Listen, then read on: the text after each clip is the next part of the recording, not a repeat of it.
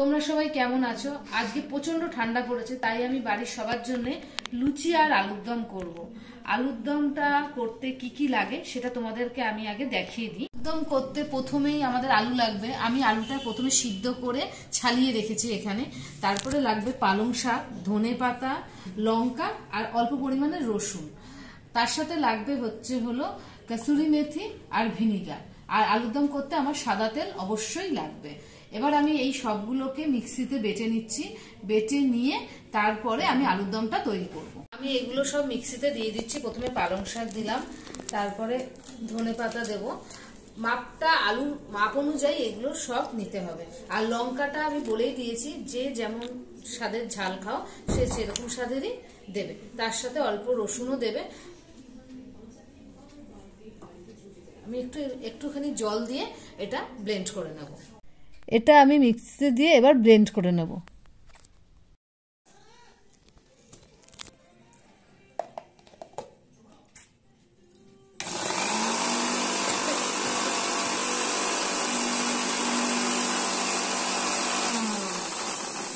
আমার এটা দেখো কেমন ব্লেন্ড করা হয়ে গেছে। দেখো এটা ব্লেন্ড করলে ঠিক এইরকম হয়ে যাবে জিনিসটা।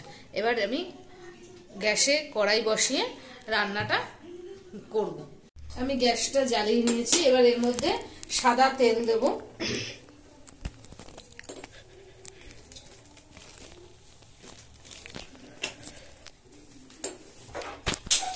তেলটা গরম হলে প্রথমে আমি আলুগুলোকে একটু হালকা করে ভেজে নেব। আলুগুলো সিদ্ধ করা আছে, তাও আমি একটু হালকা করে ভেজে নেব। এতে আলুর দমটা খেতে ভালো হয়। অল্প একটু হলুদ দেব আর একটুখানি নুন দিয়ে নাড়িয়ে নেব। হলুদটা হচ্ছিল অপশনাল, লাগলে দিতেও পারো, মন চাইলে দেবে, না লাগলে দিও না। হলুদের এখানে কোনো গুরুত্ব নেই। যেহেতু আমি ধনেপাতা আর পালং শাক দিয়ে করছি, জিনিসটা একটা সবুজ সবুজ দেখতে হবে, তাই জন্য হলুদটা না দিলেও চলে। আমি অল্প একটু দিলাম।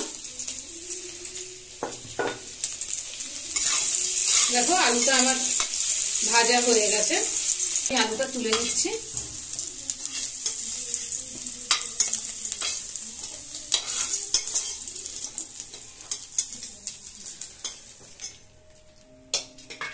এই তেলের মধ্যেই আমি শুকনো লঙ্কা ফোড়ন দেব, আর তার সাথে একটুখানি সাদা জিরে দেব।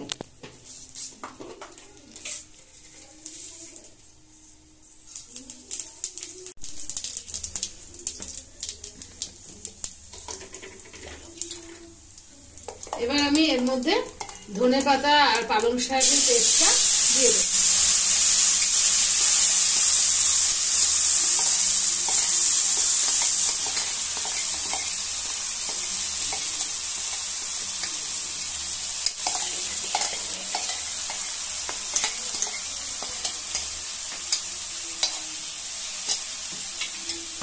এবার এটাকে আমি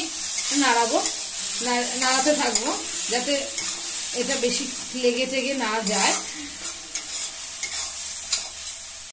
এবার আমি মিক্সিটা ধুয়েই ওর মধ্যে অল্প পরিমাণে জল দিয়ে দেবো। বেশি জল দেবো না, কারণ আমার আলু সিদ্ধ করা প্লাস ভাজাও রয়েছে। অল্প পরিমাণে জল দেবো, দিয়ে এটাকে ফুটতে দেবো। এবার আমি অল্প করে নুন দিয়ে দেবো। এখন আমি আলুগুলো দিয়ে দিলাম।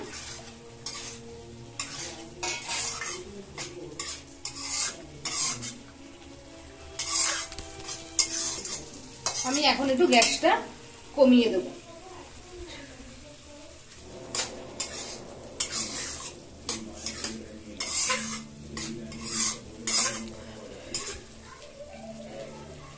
এটা হয়ে এসছে।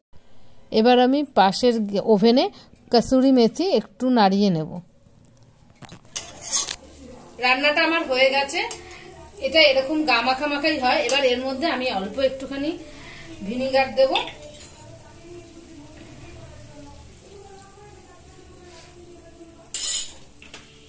ভিনিগার দিয়ে একটু নাড়িয়ে তারপরে আমার কসুরি মেথি হয়ে গেছে। কসুরি মেথিটা হাতে একটু ক্র্যাশ করে এর মধ্যে দিয়ে দেবো।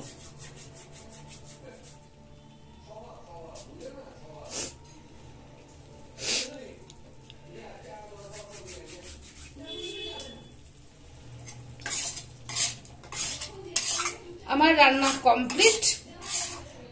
এবারে এটাকে আমি নামিয়ে ফেলবো।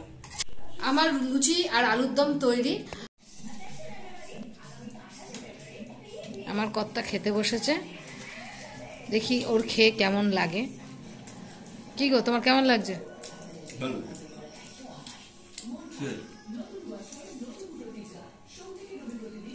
একটু এটা নতুনত্ব করে রান্না করা, দেখো করে নিশ্চয়ই সবার ভালো লাগবে। আমরা তো অনেক রকমভাবেই আলুর দম খাই, এইভাবে আলুর দম করো, এর স্বাদটাও একদম অন্যরকম লাগে, আর লুচির সাথে পরোটার সাথে ভীষণ ভালো যায়। আমার এই ব্লগটা যদি তোমাদের ভালো লাগে তাহলে প্লিজ প্লিজ একটা লাইক করো, শেয়ার করো, সাবস্ক্রাইব করো, আর কমেন্ট করে জানিও রান্নাটা কেমন হয়েছে।